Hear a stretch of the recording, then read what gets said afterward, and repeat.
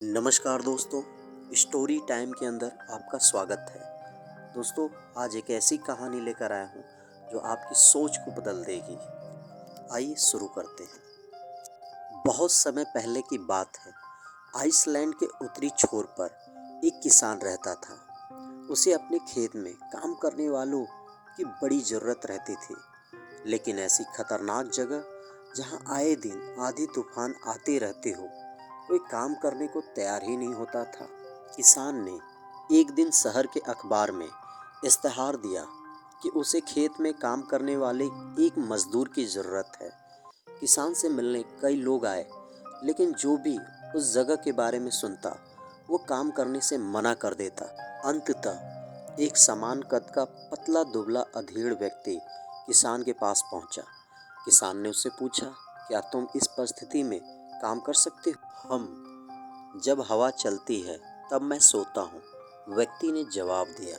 किसान को उसका उत्तर थोड़ा अजीब लगा, लेकिन चूंकि उसे कोई और काम करने वाला नहीं मिल रहा था, इसलिए उसने व्यक्ति को काम पर रख लिया। मजदूर मेहनती निकला।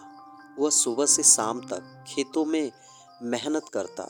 किसान भी उससे काफ़ी संतुष्ट था। कुछ ही दिन बीते थे कि एक रात अचानक ही जोर जोर से हवा बहने लगी। किसान अपने अनुभव से समझ गया कि अब तूफान आने वाला है। वह तेजी से उठा, हाथ में लालटेन ली और मजदूर के झोपड़े की तरफ दौड़ा। जल्दी उठो, देखते नहीं तूफान आने वाला है। इससे पहले कि सब कुछ तबाह हो जाए, कटी फसलों को बांध कर ढक दो और बाड़े के गेट को भी रस्सी से कास दो। किसान चीखा। मजदूर बड़े आराम से पलटा और बोला, नहीं जनाब, मैंने आपसे पहले ही कहा था कि जब हवा चलती है तो मैं सोता हूँ। यह सुनकर किसान का गुस्सा 7वें आसमान पर पहुँच गया।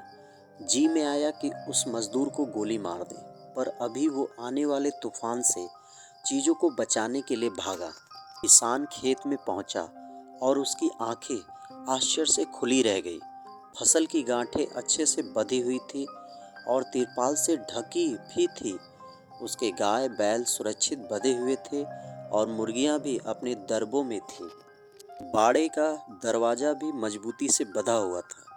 सारी चीज़ें बिल्कुल व्यवस्थित थी। नुकसान होने की कोई संभावना नहीं बची।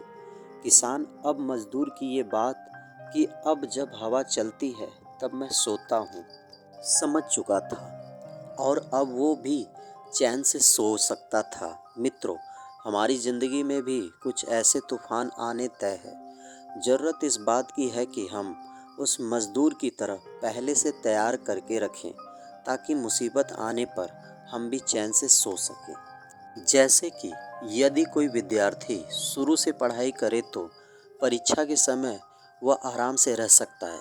हर महीने बचत करने वाला व्यक्ति पैसे की ज़रूरत पड़ने पर निश्चित रह सकता है।